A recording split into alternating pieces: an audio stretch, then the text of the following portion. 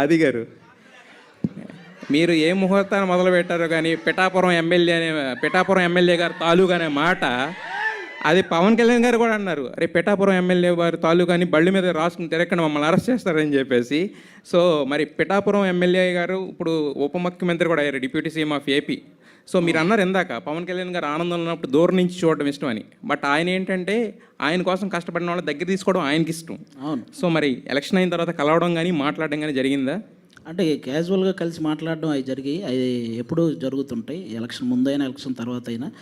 ఒకటి, ఈ పొలిటికల్గా కూడా ఇన్వాల్వ్ అవ్వడానికి ఒకటే రీజన్ అండి. పవన్ కళ్యాణ్ గారు కూడా మన సినిమాకి సంబంధించిన వ్యక్తి, ఒక నిజాయితీ గల వ్యక్తి. అలా రాజకీయాల్లోకి వెళ్ళి అంత కష్టపడుతున్నప్పుడు ఒక సినిమా వాడిగా మనం కూడా సపోర్ట్ చేయాలి కదా, ఆ ఉద్దేశం ఉంది. అంతేగాని మిగతా వేరే పొలిటికల్ పార్టీలు ఎక్కడ మనం ఎప్పుడు ఇన్వాల్వ్ అయింది కూడా లేదు. ఓన్లీ నాకు కళ్యాణ్ గారు అంటే ఫస్ట్ నుంచి ఇష్టం కాబట్టి ఆయన కోసం చేసిన. అయితే కళ్యాణ్ గారికి మీరు చాలా ఇష్టం. బేసిక్గా ఇప్పుడు హైపరాది అంటే మాకు సినిమాలకు సంబంధించిన వ్యక్తి మాత్రమే ప్రస్తుతానికి. మరి రాబోయే కొన్ని నెలల్లో ఏమన్నా దేనికన్నా కార్పొరేషన్ చైర్మన్గా కానీ లేదంటే ఏమైనా నామినేటెడ్ పోస్టుల్లో కానీ చూసే అవకాశం ఏమైనా ఉందా? అలాంటిదేం లేదండి. మన సినిమా వర్క్ చేసుకుంటూ ఆ టైంకి ఏం లేదండి. ఇప్పుడు అందరికీ అదే చెప్తున్నాను, మీ అందరికీ కూడా ఓటు హక్కు ఉంది కాబట్టి ఆ టైం వచ్చినప్పుడు ఒక 2 months 1 month మన రాష్ట్రం కోసం మన వంతు బాధ్యతగా మనం కూడా వెళ్ళి ఏదైనా చేయాలి కదా నచ్చిన నాయకుడి కోసం, అంతేనండి.